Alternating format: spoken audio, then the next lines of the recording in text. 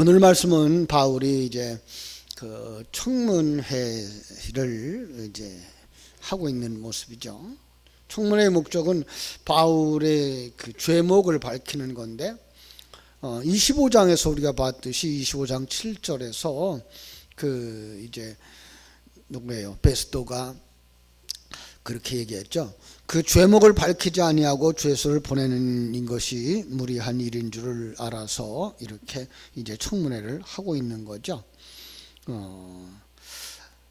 그래서 1절 말씀 이렇게 말씀합니다. 아그리빠가 바울에게 이르되 너를 위하여 말하기를 네게 허락하노라 하니 이에 바울이 손을 들어 변명을 이제 시작합니다. 청문회 위원장은 아그리빠 왕이 되어졌고 부위원장은 아마 베스도라고 이렇게 말하면 될 거고요. 거기에는 버니게도 있고 또 다수의 유대인들이 있었죠. 새총독 베스도가 유대인의 종교적인 배경에 대해서 아는 바가 없었던 것 같아요. 그래서 신문을 알고 있는 내용을 알고 있는 아그리빠에게 이름했던 것은 어떤 면에서 아주 현명한 판단이었죠. 바울은 그 기회를 자신의 무죄함을 증장하는 기회로 삼기도 하고 또 하나는 복음 전하는 기회로 삼고 있는 것을 볼 수가 있습니다. 손을 들어서 청중을 조용하게 하고 또 연설을 시작하면서 이해를 갖추고 있는 모습을 봅니다. 바울이 아그리빠에게 이제 감사를 하죠. 2절 보면 아그리빠 왕이여 유대인이 고발하는 모든 일을 당신 앞에서 변모하게 된 것을 다행으로 여기나이다. 왜냐하면 당신이 유대인의 모든 풍속과 문제를 아심이니이다. 그러므로 내 말을 너그러이 들으시기를 바랍니다. 아주 정중하면서도 간결한 예를 갖추고 바울은 이제 자기의 그 성장 배경 그리고 이제 신앙에 대하여서 이야기를 시작하는데 여기 4절부터 시작되죠. 4절 내가 처음부터 내 민족과 더불어 예루살렘에서 젊었을 때 생활하는 상황을 유대인이 다 아는 바라. 자, 나는 지금 젊었을 때 생활을 아주 바리새적인 배경과 유대교적인 배경을 이야기하고 있는 거죠. 예루살렘에서 살았다는 거예요. 그죠? 구체적인 그의 성장 배경이나 삶의 방식에 대해서 유대 사회에 두루 알려져 있는 바라고 말을 아주 힘주어서 말하는 거죠. 그러면서 뭐라고 말해요? 5절 일찍부터 나를 알았으니 그들이 증언하려 하면 내가 그들 종교의 가장 엄한 팔을 따라 바리새인의 생활을 하였다고 할 것입니다. 다른 서신서들에도 보면 이 바울은 자기의 개종 이전의 생활에 대해서 아주 유대교적인 아주 엄격했던 이야기들을 해요. 갈라디아서 1장에 보면은 그렇게 얘기하죠. 내가 이전에 유대교에 있을 때 행한 일을 너희가 들었거니와 하나님의 교회를 심히 박해하여 멸하고 내가 내 동족 중 여러 연갑자보다 유대교를 지나치게 믿어 내 조상의 전통에 대하여 더욱더 열심히 있었다 이랬어요. 빌립보서 3장에서도 그렇게 말하죠. 나는 8일 만에 할례를 받았고 그래서 이스라엘 족속이고 베냐민 집하고 히브리인 중에 히브리인이고 율법으로는 바리새인이고 열심으로는 교회를 핍박하고 율법의 의로는 내가 흠이 없는 자였다. 빌립보서 3장에서 했던 말이죠. 그는 자기의 그 유대교적인 행위에 대해서 너희들보다 더 열심히였다라고 말하고 있는 모습을 볼 수가 있습니다. 정말 그 힐렐 학파의 가말리엘로부터 율법의 엄한 교육을 받았고요. 유대 사회에서 가장 엄격하고 완벽한 바리새파, 그죠?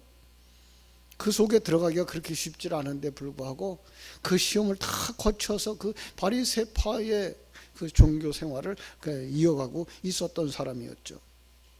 자, 그런데 내가 그렇게 일찍부터 바리새인적인 생활을 했는데 내가 왜 신문을 받느냐? 지금 6절, 7절이 대답을 합니다.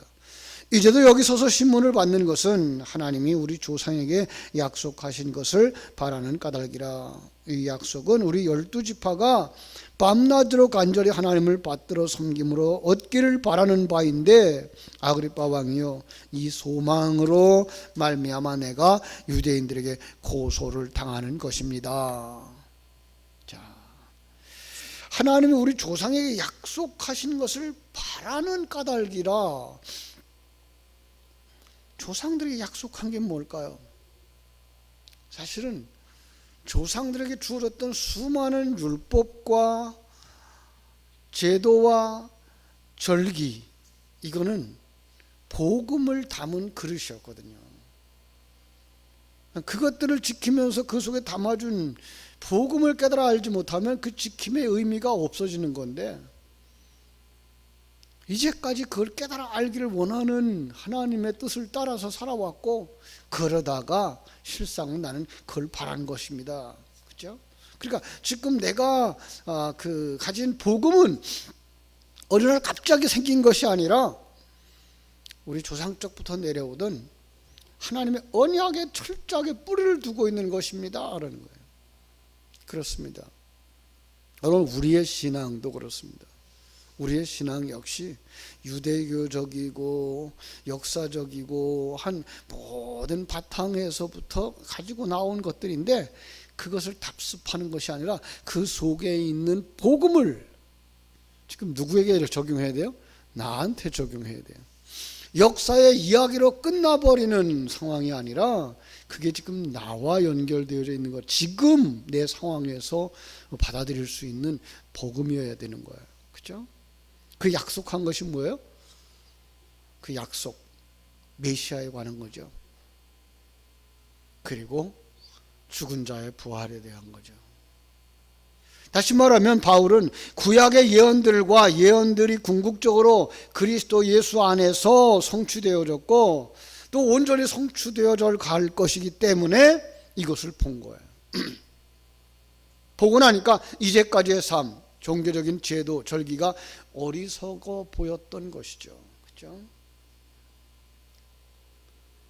그래서 7절에서 말했던 것처럼 이렇게 말하는 거예요. 이 약속은 우리 12지파가 밤낮으로 간절히 하나님께를 받들어 섬김으로 얻기를 바라던 것이었다. 이건 이스라엘 백성들이, 유대인들이 간절히 바라는 거다. 그런데 그 유대인으로부터 지금 송사를 받고 있으니 이게 모순이 아니냐, 이런 얘기죠. 여기서 바울은 뭘 얘기하고 있는 거예요?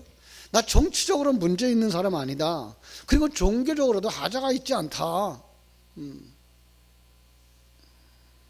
그리고 나서 이제 자기의 간증을 이야기하죠. 그죠? 자, 유대인들도 소망을 알기 전까지는 부활을 믿지 못할 거다. 내가 그랬으니까. 8절이죠. 당신들은 하나님이 죽은 사람을 살리심을 어찌하여 못 믿을 것으로 여깁니까? 만일 그 자리에 바리새인들이 있었다면 그들은 당연히 부활을 배척하지 않았을 것이고요. 그죠? 그들은 영적인 것들을 믿는 사람들이니까. 사두개인이라고 할지라도 죽은 자가 다시 살릴 수 있다고 하는 하나님의 초자연적인 능력을 일반적인 그 차원의 성격으로 말할 때 긍정적인 답을 내릴 수밖에 없죠. 하나님 못하실 것이 없으니까. 그럼에도 불구하고 이 질문을 하는 것은 우리가 가지고 있는 이 부활신앙이라고 하는 것을 예수 그리스도에게 초점을 맞추려고 하는 거죠. 그렇습니다. 우리 구약의 성경에 있었던 수많은 그 기적들은 바로 예수 그리스도에게 집중되어지고요. 그 예수 그리스도로 말미암아서 주어지는 그 계시는 우리 생명 속에, 모든 믿는 자들 속에 일어나는 현실이라는 거죠. 표면적이지 않을 수 있어요. 네. 그래서 제가 항상 얘기하죠.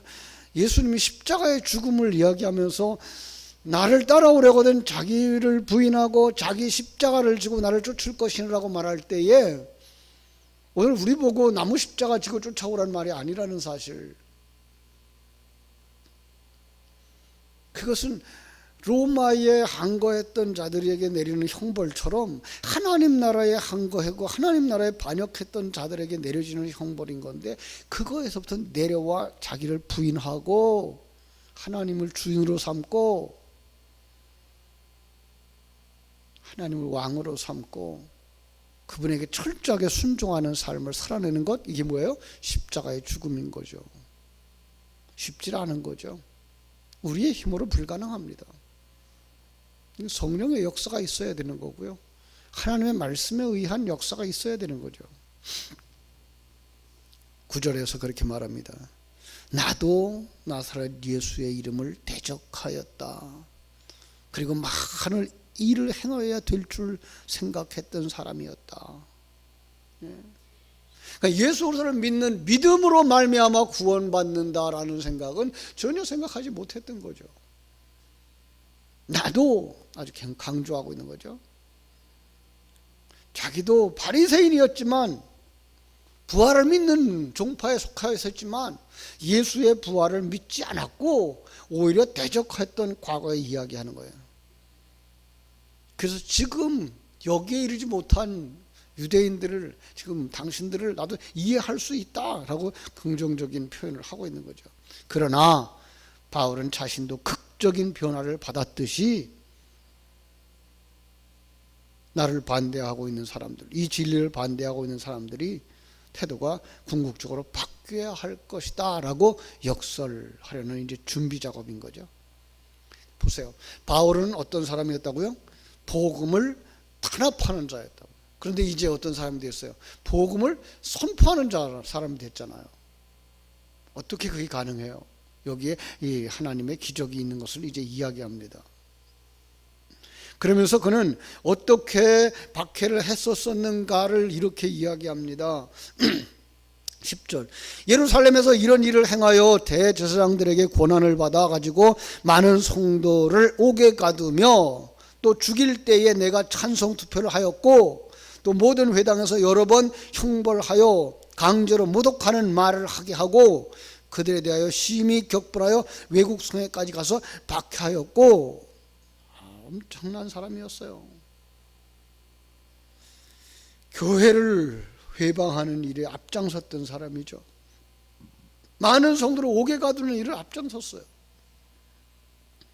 다른 사람들이 죽일 때 스데반이었겠죠. 돌로 쳐서 죽일 때 찬송 투표했고 증인이 되어졌고, 또 모독하는 말을 하도록 유도했고, 외국 성에까지 가서 박해를 했고, 지독한 정도로 마치 사냥감을 쫓아가는 개처럼, 적을 섬멸하려고 하는 군사처럼. 그런데 그걸 누구에게서 위임받았어요? 대제사장들의 고난과 위임을 받았고 다메섹까지 갔었다. 자, 그런데 12절, 그 일로 대제사장들의 고난과 위임을 받고 다메섹으로 갔나이다. 왕이여, 그런데 종과 되어 길에서 보니 하늘로부터 해보다 더 밝은 빛이 나와 내 동행을 둘러 비추는지라. 한낮이라는 거예요. 한낮에. 이건 정신이 온전한 시간이죠. 강렬한 빛이 바울의 눈을 멀게 한 것으로 언급하고 있는 거예요.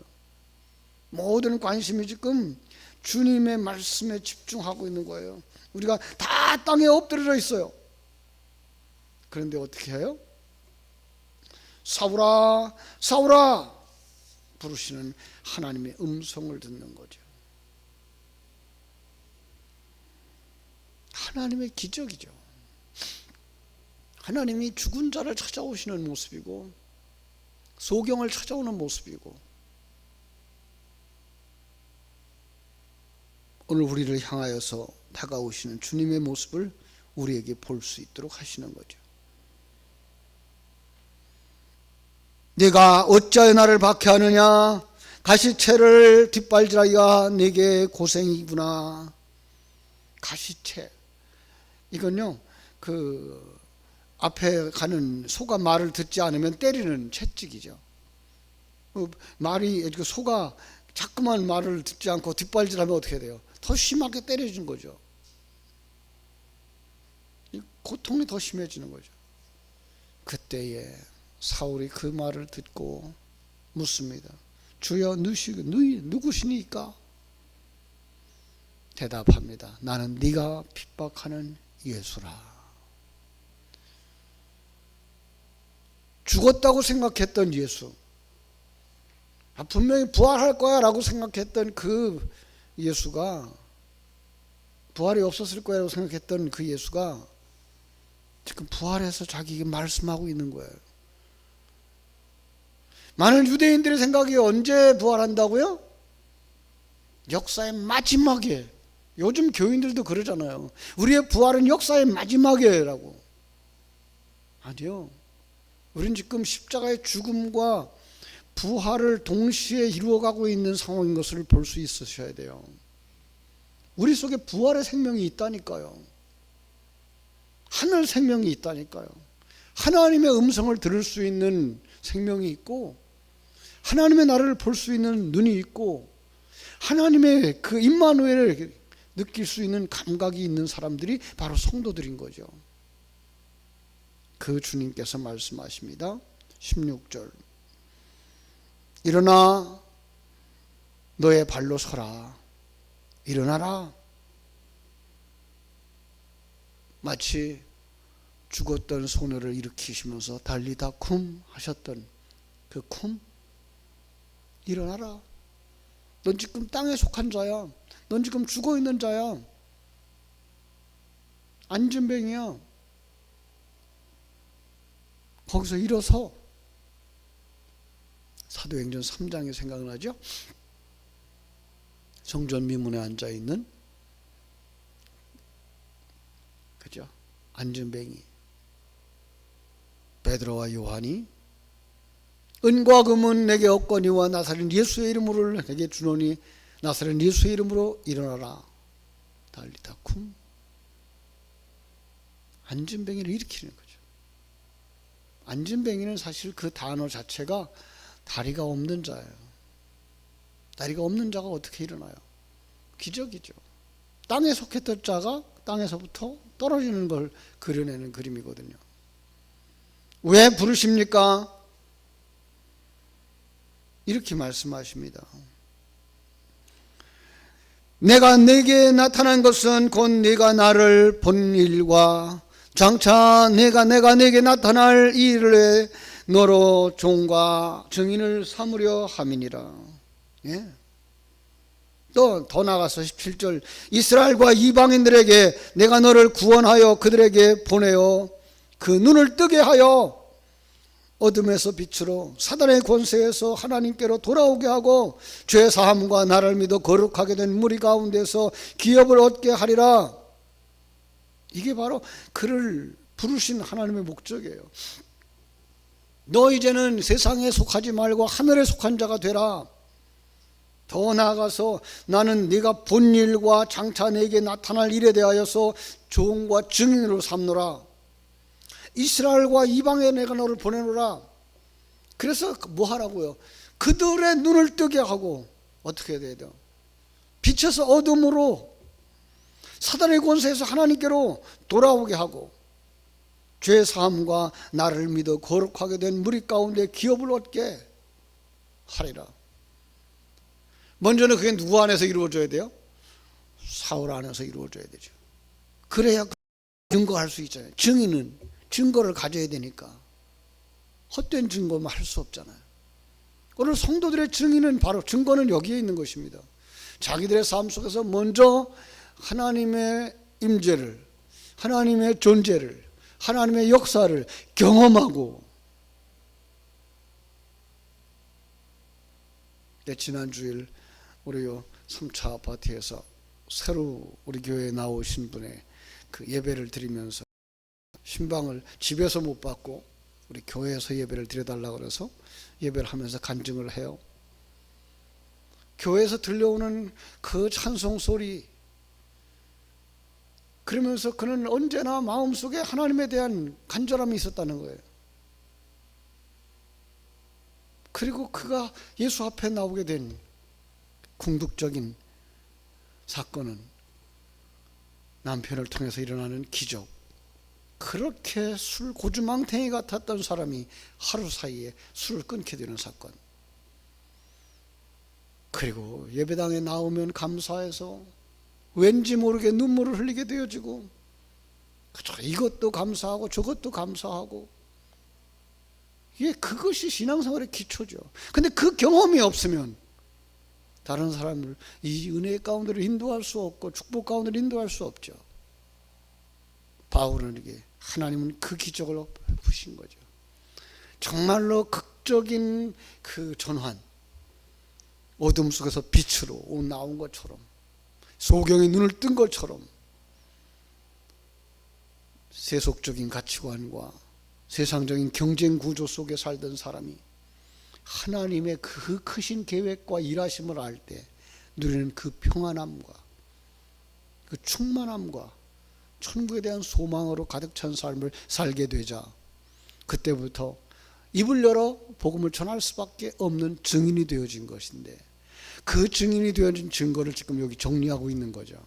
하나님이 주신 겁니다. 하나님이 부탁한 겁니다. 사랑하는 여러분, 오늘 우리에게 이런 간증거리가 있을 것입니다. 여러분, 그것 가지고 묻어두지 마시고 나누어 쓰셔야 됩니다. 간증하셔야 됩니다. 마치 절반밖에 안 들어있는 쌀독에 쌀이지만 어떻게 한다고요? 퍼서 주니까 늘 충만되더라는 거예요. 늘 나누어주더라는 거예요.